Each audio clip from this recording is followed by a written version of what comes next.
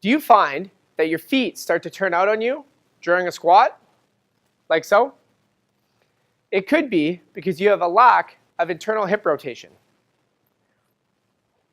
This stretch, the 90-90 hip stretch, is a great way to improve your internal hip rotation.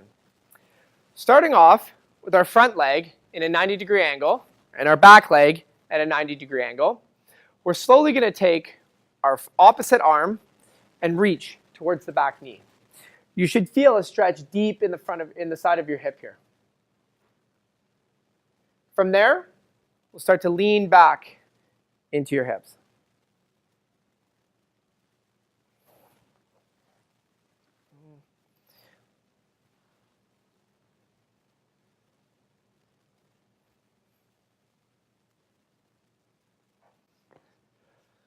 Try it out and let me know how it goes.